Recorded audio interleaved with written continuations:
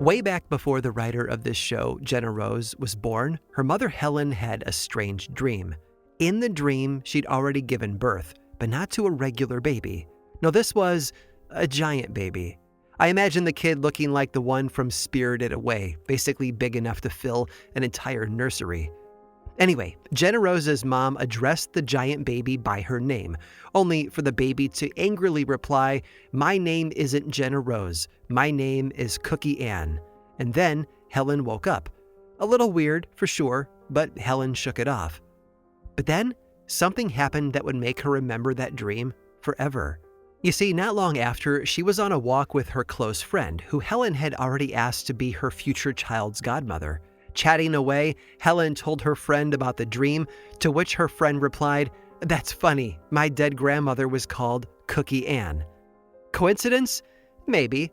Or maybe our very own Jenna Rose is none other than the reincarnation of a long-gone lady named Cookie Ann. Whatever the case, we're glad that Helen went with the name she did. But it does make you wonder, what if we aren't here for the first time? What if, when it comes to life and death, everything old really is new again? I'm Aaron Mankey, and this is Lore.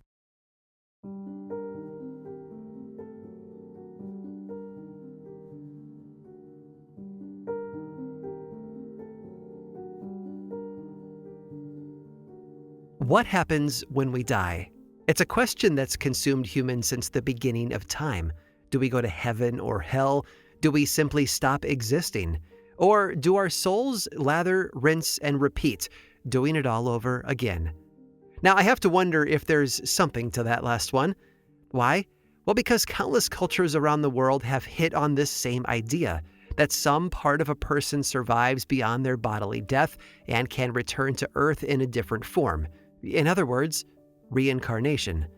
Now, most cultures that believe in reincarnation also believe your actions in this life will determine the form you take in the next. Behave well, that'll earn you a physical upgrade. Think a noble tiger or a soaring eagle. Behave badly, though, and you might end up rather unfortunately cockroach-shaped the next time. But don't worry, you won't necessarily be stuck in the hamster wheel of birth and death forever. A number of cultures believe that if you complete enough cycles and level up far enough, you can graduate from the process altogether, ascending to a higher plane. Take the Hindu tradition, for example. Hindus believe that the soul, aka the Atman, cycles through various physical forms, accumulating karma as it goes. By living in accordance with Hindu laws through enough cycles, the Atman can eventually achieve a state called moksha, in which we become free of all suffering. In Buddhism, the same release from the cycle is known as nirvana, but unlike Hindus, Buddhists don't believe in the idea of an unchanging soul that hops from body to body. Instead, it's only a person's karma that persists after death, which holds a tiny germ of consciousness with it. And it isn't just the Hindus and the Buddhists. In fact, every single one of the major Indian dharmic religions believes in some form of reincarnation. In Sikhism, though, it's not always your actions on Earth that determine your next form, but your last thoughts while dying. That's right. As if dying weren't stressful enough, the thought police are lined up ready to shove you into, say, a snake's body if you think about money while on the way out. Or if you think about children, you'll be reincarnated as a very fertile sow, which seems a little rude if I do say so myself. But my personal favorite, think about your house while dying and you'll come back as a ghost or a goblin. Suffice to say, it's not easy to reach that final higher plane. You have to die a lot, and while you're alive, you have work to do. In Jainism, another dharmic religion, you can only be liberated by following the Jain teaching of nonviolence to an absolute T. And I mean complete nonviolence. No swatting mosquitoes or stepping on ants. You can't even eat root vegetables, as pulling up the root kills the entire plant. But honestly, the effort is worth it, because those who do find themselves liberated from the cycle become formless, shapeless beings with infinite knowledge, vigor, and bliss. Now sure, most Abrahamic religions steer clear of reincarnation in favor of things like good old heaven and hell, but that's not the case for every Abrahamic offshoot. Take Kabbalah, a type of Jewish mysticism. There, if you fail to follow the Talmud's 613 divine commandments while alive, you'll be plopped back into a new body to try again. What sort of commandments, you might ask? Well, they range from obvious stuff like not holding hatred in your heart to more specific requirements like not consulting wizards. In Islam, a few Sufi teachers have preached reincarnation, while some early Christian sects were actually charged with heresy for believing in both reincarnation and the gospel at the same time. And it doesn't stop there. Theosophy, Santeria, countless indigenous traditions, reincarnation has made its mark all around the world. But belief is one thing, right? What about actual human experience? After all, if reincarnation is real, it means that every one of us has layers upon layers of past lives right inside of us. Past lives that, if these next stories are to be believed, might just be possible to remember.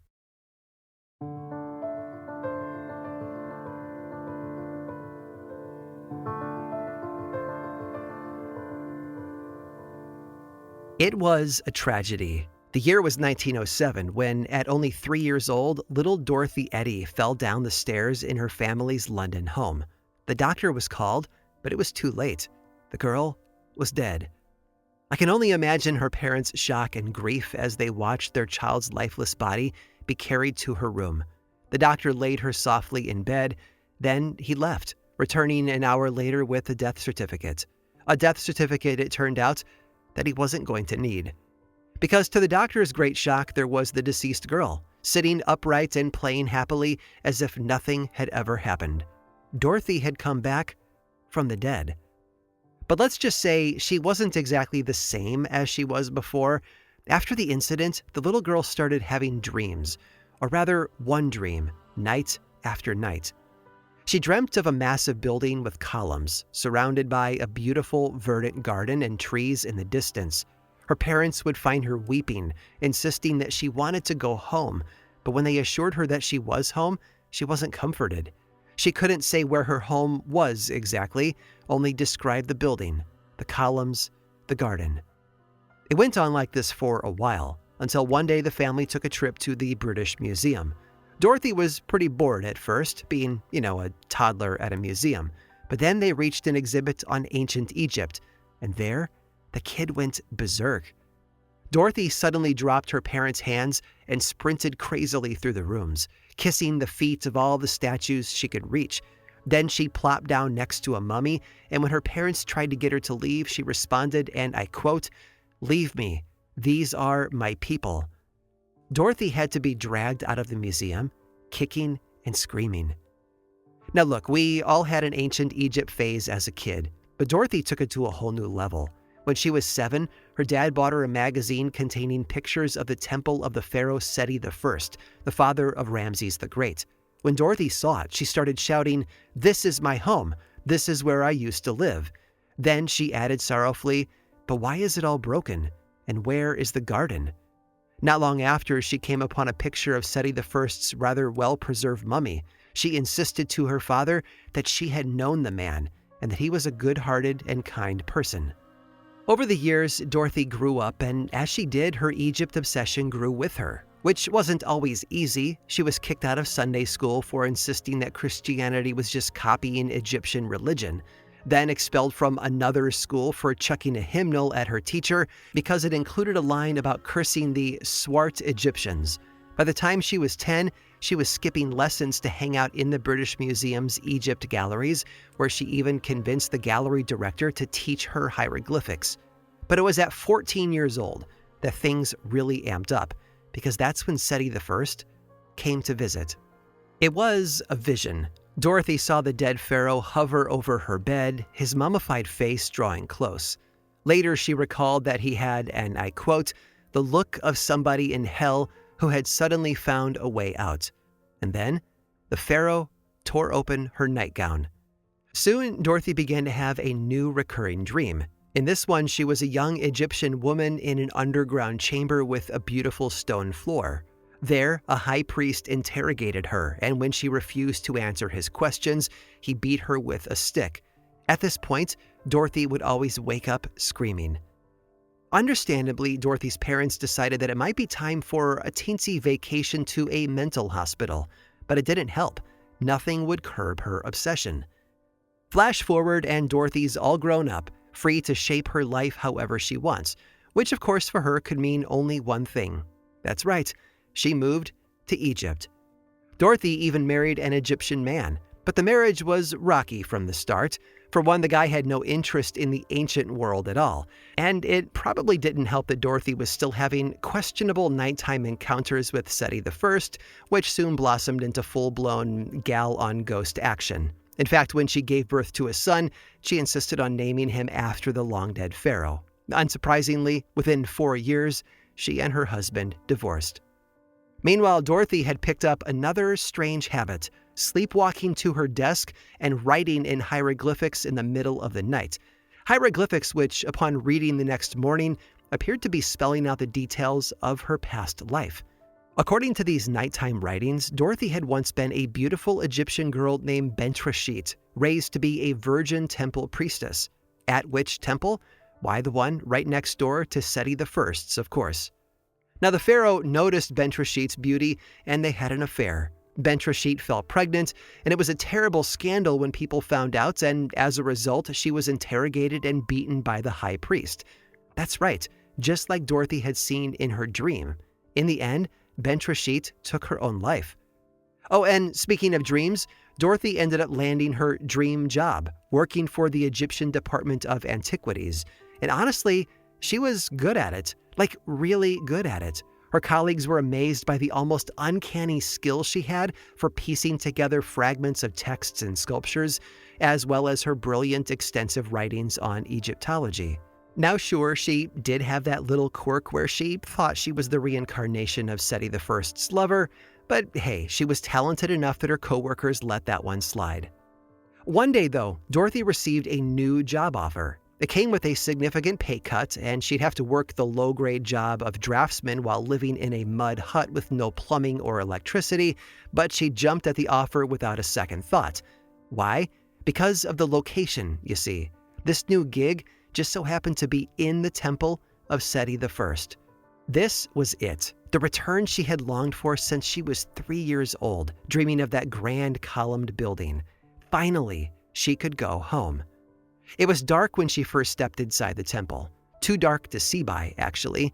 The other scholars looked on, though, squinting, as Dorothy passed through the column doors, and then they watched astonished as Dorothy Eady navigated perfectly through the temple of Seti I in pitch black, as if she had wandered those ancient halls 1,000 times before. Oh, and one other thing. When a restoration team came to do some digging at the temple, Dorothy pointed to a spot on the ground and insisted that's where they would find the lost beloved garden that she had dreamed of so many years before. The workmen dug, and sure enough, their shovels soon struck something: the roots of ancient trees.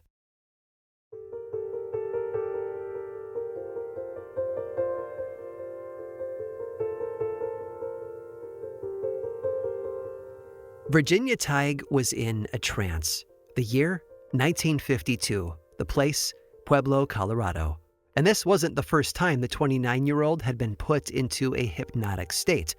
Ever since Virginia's friend, Maury Bernstein, had gotten super into hypnosis, she, along with others in their social circle, had generously humored him as guinea pigs for his kooky new hobby. He would do this thing, lulling the participants into a dreamlike daze, and then he would try to regress them to their childhoods. Pretty standard mesmerism stuff for the 1950s. But this time would be different, because today, Maury Bernstein didn't stop with Virginia's childhood. No, he kept going back farther and farther and farther. I want you to keep going back and back and back in your mind, Maury instructed. And surprising as it may seem, strange as it may seem, you will find that there are other scenes in your memory. There are other scenes from faraway lands and distant places in your memory. Finally, Maury stopped and asked Virginia what she saw. She described a metal bed frame which she scraped paint off of because she was angry at being spanked. And when he asked her name, she didn't say Virginia Tighe. Oh no, her name was Brittany Murphy. Yes, it was just as Maury had hoped. Virginia appeared to have regressed all the way into a past life. With Maury's prompting and across a number of hypnotic sessions, Britty/Virginia detailed Britty Murphy's life story. She'd been born, she claimed, on December 20th of 1798, far across the sea in Cork, Ireland. Now, Virginia had never been to Ireland, nor had any Irish family, and yet as she spoke, her voice slid into a full-on Irish brogue. She described the house called The Meadows, where she had spent her childhood as a barrister's daughter. She spoke of her parents, Duncan and Kathleen, and her siblings, including one who had died in infancy. She explained how, at 20 years old, she had married a man named Brian McCarthy, whose father, John McCarthy, was also a barrister, and how she and her beau had lived in Belfast, where Brian had taught at Queen's University. And then she described the fateful day in 1864 when, at the age of 66, she had fallen down the stairs and died. But the memories did not end there. Britty went on to share tales from after her death, how she had watched her own burial, how she had seen her own tombstone, the lettering of which she described in intricate detail. She even said that she spent years haunting the house where her still living husband resided, tragically unable to communicate with him. Now, to Morey Bernstein's credit, he didn't just take this wild story at face value. He wanted to prove that Virginia really was recalling a past life, and so he decided he'd have to find a skill Bridie possessed that Virginia didn't. And that skill? Why, that would be dancing. Apparently, Bridie claimed to be a great dancer, specifically enjoying a dance called the morning jig. Virginia, on the other hand, was famously pretty bad at dancing, and so one day Morey did an experiment. He instructed Bridie to go through the steps to the jig in her mind over and over, and then he woke Virginia from her trance and told her to dance. Now, if you were to wake up from a dream state only for your hypnotist to tell you to do a little jig, you'd probably be confused, which Virginia certainly was, at least at first. But then she stood up from the couch and she began to move. In Morey's own words, suddenly her whole expression changed. Her body became vibrantly alive. Her feet were flying in a cute little dance. And then Virginia's dance ended. She stood there utterly confused, having no idea what she had just done. And that was all the proof that Morey needed. Bridie Murphy, he decided, was real, and the world needed to know.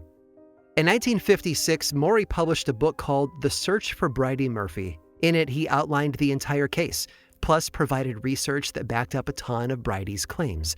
There was a barrister named John McCarthy in the 1830s. She'd accurately reported niche aspects of Irish culture.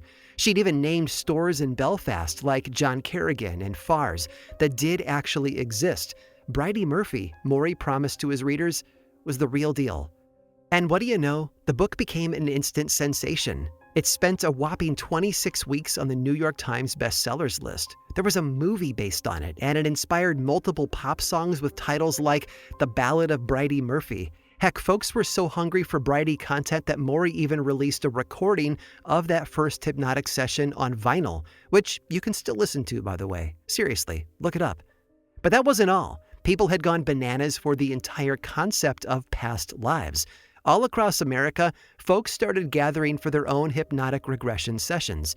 Sessions that invariably produced new tales from old lives, including, by the way, a Californian woman who believed that in 1800 she had been a horse. Meanwhile, bars began to serve reincarnation cocktails, while socialites hosted past life-themed come-as-you-were costume parties. Per one newspaper report, Bridie Murphy parties had become the rage at fraternities and sororities. Students came to these parties dressed as Prince Albert, Queen Victoria, Robin Hood, and similar characters. One student came to a party with a bough of bamboo leaves wrapped around his waist, calling himself Adam. But not all the reactions to the Bridie Murphy case were quite so lighthearted. Amidst the hubbub of soirees and seances, one 19-year-old kid in Shawnee, Oklahoma, was quietly penning a note to his family.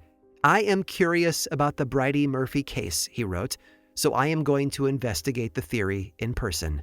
And then he took his own life. It's a tragedy that reveals the danger behind these stories, doesn't it? Focus too much on the other lives, and you might just forget to live the one you have.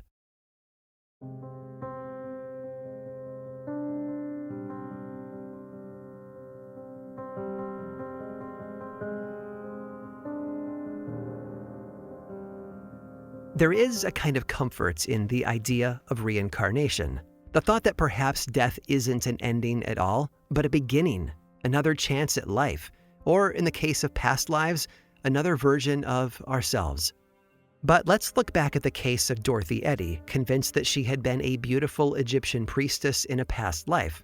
In reality, Dorothy herself had been an overweight teenager who was frequently mocked for her size, including by her own parents.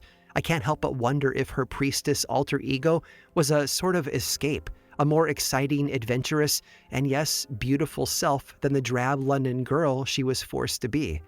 Now look, I'm not saying that she was necessarily a fraud. I'm just saying that there are logical explanations. And I know what you're thinking. What about that stuff where she knew where the garden was buried? But consider this. If you'd done nothing but meticulously study and obsess over one specific Egyptian temple since you were 7 years old, don't you think you might develop a pretty intuitive understanding of its architecture?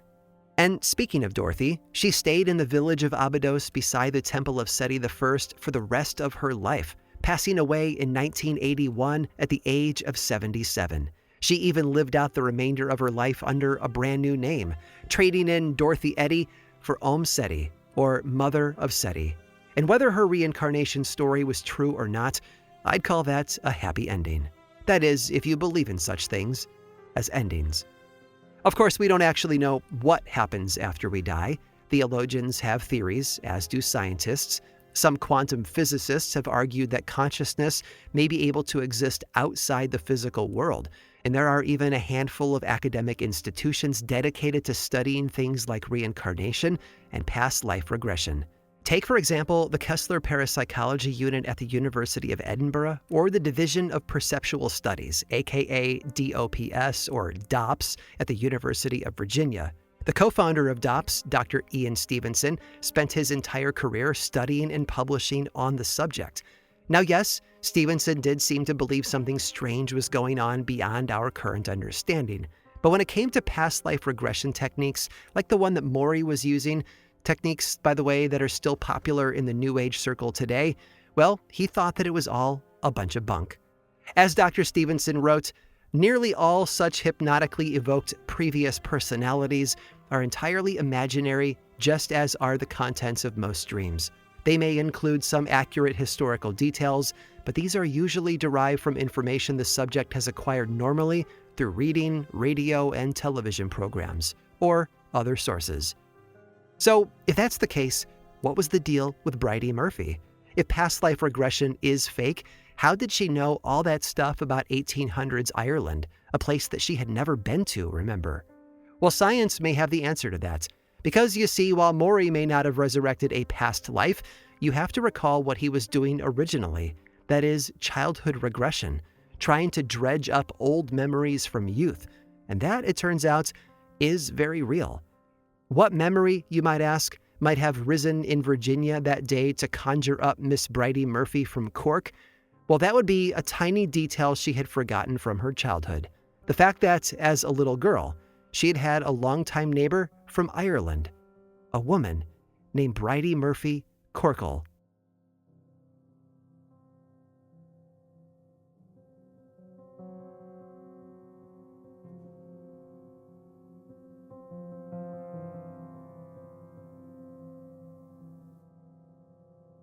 I hope you've enjoyed today's turn through the revolving door of life and death. But the cycle's not over just yet. Because according to one last story, while most of us can only speculate about what happens after we die, some people have actually done it and returned to tell the tale. Stick around through this brief sponsor break to hear all about it.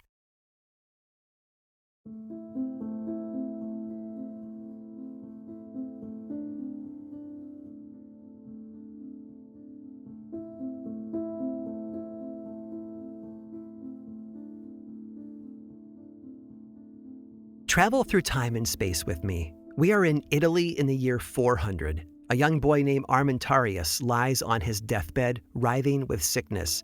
His family knows that this is it. The final moment has come. And sure enough, the child falls still and the life drains from his body. At least it does for a moment. But then his eyes spring back open. Somehow he has fought his way back to life. And it just so happens that he has a report to deliver from the other side. One by one, he names every single person in the house who will go on to die during the current plague. And on top of that, he's able to speak several languages that he previously had no knowledge of. 3 days later, a fevered rage comes over Armentarius. He starts ripping at his hands and arms, biting his wrists until he tears wounds deep enough that he bleeds out and dies. And after that, why, one by one, every single person that he said would die of the plague does die. In fact, the names he gave are the only people in the household who would perish. It's a wild story, no doubt about it. But believe it or not, it's far from unique. In fact, many people who've experienced near-death experiences, or NDEs, have had similar uncanny stories to tell. Across cultures and history, people who briefly die or get very close to death tend to describe the same experiences. There's a feeling of being detached from the physical body, for one. Some have even found themselves watching from above while people attempted to resuscitate them, or bearing witness to their own surgeries. And even more bizarre, it's not uncommon for NDE survivors to accurately describe events that took place not only around their unconscious bodies, but in other rooms or even other parts of town. Then there's that famous idea of the light at the end of the tunnel, in which it feels as if the person is passing rapidly from darkness into light. Whatever fear or isolation they may have felt before suddenly falls away. Instead of dying, the person is surrounded by overwhelming joy and a sense of homecoming. In fact, I find this really comforting. Numerous studies have concluded that the process of dying is much more frightening to onlookers than it is to the person themselves. And then, of course, there are run-ins with otherworldly beings. Now, this is where cultural bias starts to play a role. While people all over the world report having some kind of encounter with spiritual or divine entities, exactly who those beings are differ depending on your belief system. Christians tend to see Jesus, while in Thailand, folks have felt the unseen presence of the Buddha. Many Hindu NDE experiencers report being conveyed by messengers to another realm where they meet the Yama, the god of death, and Shia Muslims often remember encountering important imams from scripture.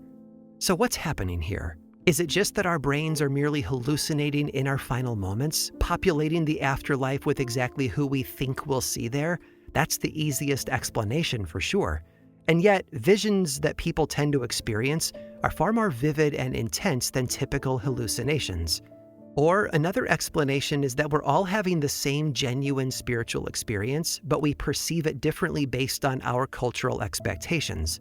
And then again, evolutionary biology has yet another theory. Have you ever accidentally scared a possum? It's relevant, I swear. When certain members of the animal kingdom, possums included, get spooked, they exhibit a survival strategy known as thanatosis, or death feigning. You know, when possums play dead. It's been observed in everything from beetles and snakes to dogs and monkeys. Heck, even humans have been known to go involuntarily limp in the face of life-threatening danger. But this limpness isn't the only symptom. Thanatosis also induces a dreamlike stupor, protecting the endangered creature from pain and fear. Could NDEs be related to this phenomenon, merely a means for the body to protect itself from suffering? Maybe. But then again, how do you explain cases like Armentarius, who was able to name every person in his household who was about to die of the plague?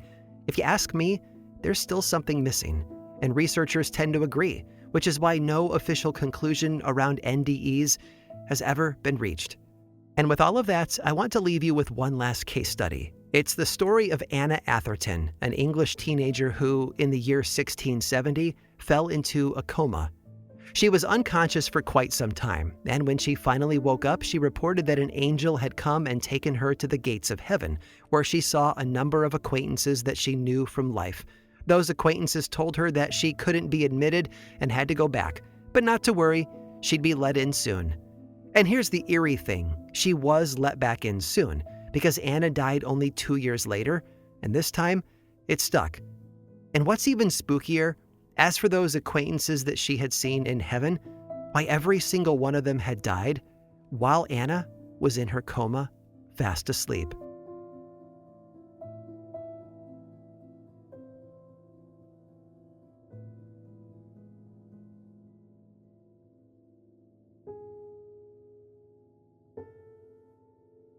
This episode of Lore was produced by me, Aaron Mahnke, with writing by Jenna Rose Nethercott, research by Cassandra De Alba, and music by Chad Lawson. My brand new history book, EXHUMED, is coming out in less than 2 weeks on August 4th. It explores the story of Mercy Brown and the roots of the New England vampire panic through the lens of strange folklore, weird medicine, and wacky pseudoscience. And you could still pre-order it right now. And if you pre-order the hardcover, there's a webpage where you can submit your receipt and get a free tote bag with artwork from the book. Head over to aaronmahnke.com/exhumed to lock in your copy today. I'll put a link in the description for this episode. Don't like hearing ads on Lore? Well, there's a paid version on Apple Podcasts and Patreon that is 100% ad-free. Subscribers also get weekly mini bonus episodes called Lore Bites, and Patreon subscribers get discounts on Lore merch. Learn more over at lorepodcast.com/support. And of course, you can follow the show on places like YouTube, Threads, Blue Sky, and Instagram. Just search for Lore Podcast, all one word, and then click that follow button. And when you do, say hi. I like it when people say hi. And as always, thanks for listening.